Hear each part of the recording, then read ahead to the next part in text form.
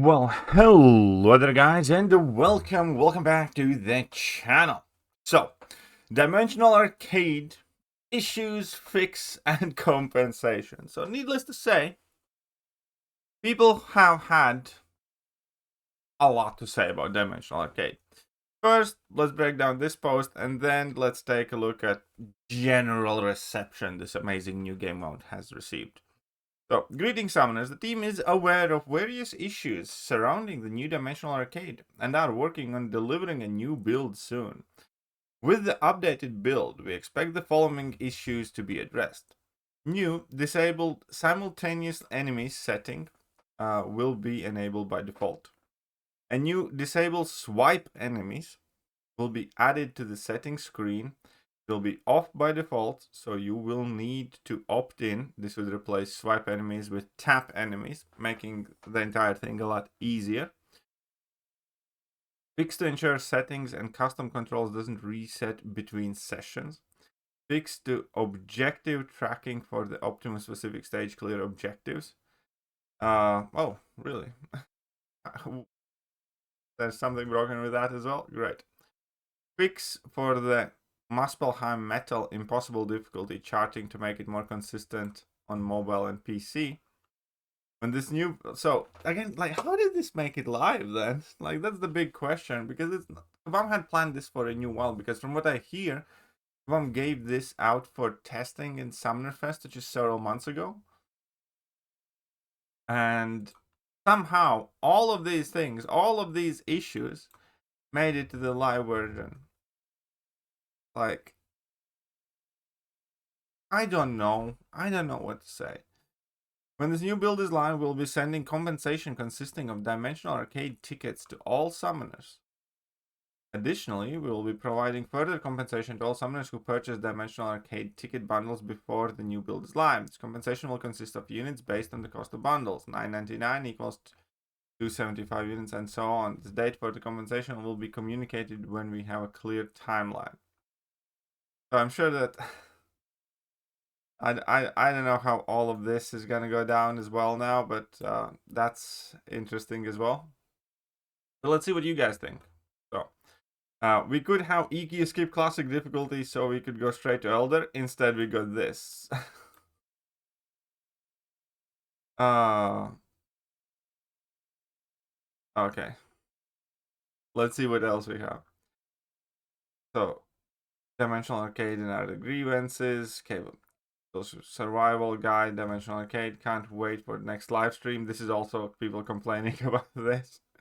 Dimensional Arcade DDR, black screen of death. Apparently there's another bugging issue with it.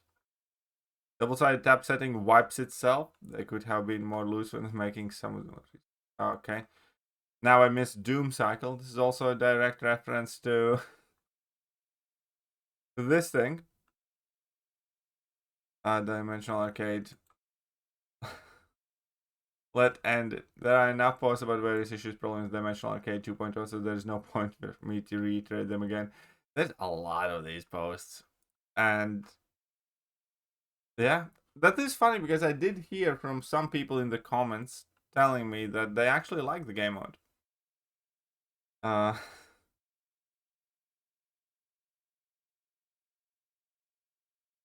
I think a lot of these threads have just disappeared. Concept of dropped inputs. The concept is bad, but the execution is somehow worse. Whatever this mode was supposed to be, it clearly never made it past playable state. Controls are unresponsive and inconsistent, that is true, turning even basic actions into a fight against the interface instead of the opponent. This doesn't come across as challenging or innovative. It feels untested and fundamentally broken. A mode built around a precision completely falls apart when the controls simply don't work. Baffling that this shipped in its current state. I mean, we kind of do agree with that.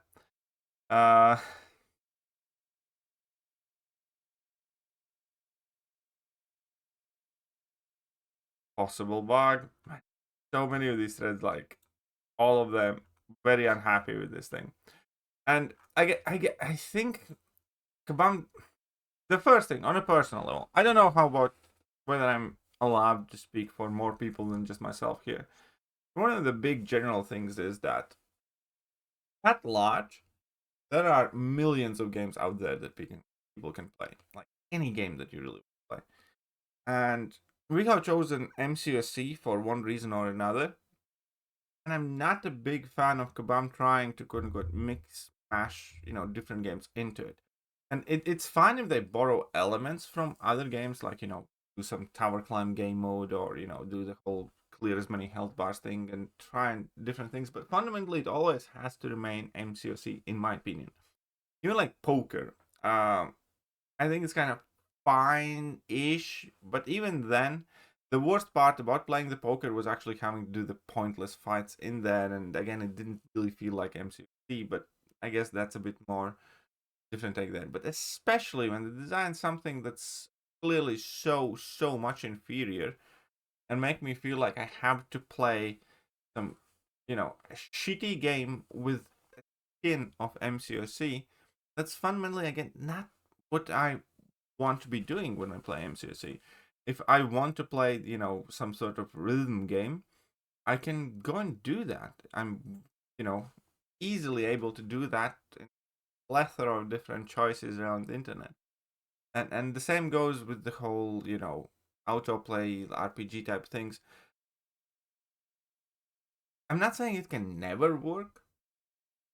What I'm saying is it has to be like amazing and perfect for it to even kind of like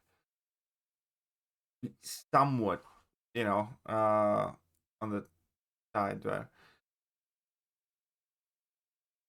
ultimately I don't think the web browser thingy is gonna be.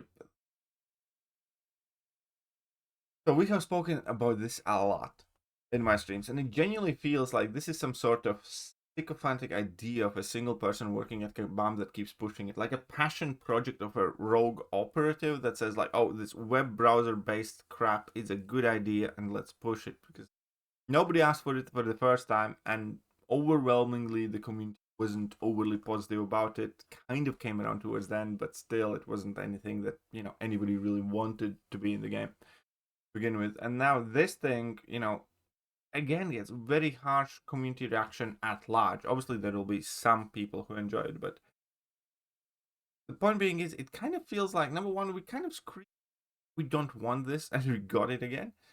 Second of all, it's just bad. It's half broken. That's what makes it a lot worse. But it yet again feels like one of those things where community, and it's not always true that community and the players know best, what we want and what we should get and stuff like that. And that is fair. Kabam is absolutely allowed to take swings in one direction or another. Number one, those swings have to be, somewhat rational. This, at no point, this to me would have seemed like a good idea, for instance. Second of all, if it is made, then, at least make it good and functional. And they haven't done that. And lastly, if you have made it, and everybody says they hate it, don't try to force it on people.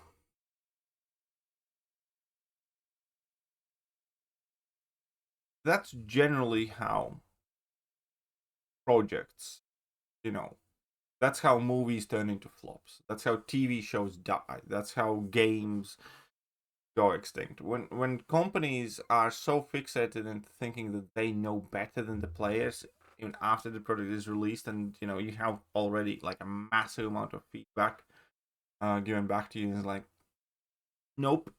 And if company still tries to push that on the players, it generally doesn't work out the best for the company. Because again, at the broad scale, not necessarily for me personally, but a broad scale, Kabam needs the players way more than the players needs Kabam. Like if something happens to MCOC, everybody will find something else to play, myself included. It can be something that's concluded in my life, and I'll find a different game and I'll play that.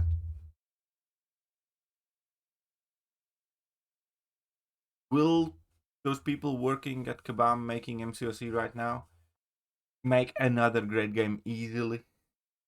I don't think so. So on a fundamental level, Kabam needs us way more than we need them. And when Kabam keeps doing stuff like this, it kind of feels that they are forgetting it. Let me know what you think, and I'll catch you guys soon. Bye-bye. Hello there guys, and welcome back to the channel. So we have all the information about the next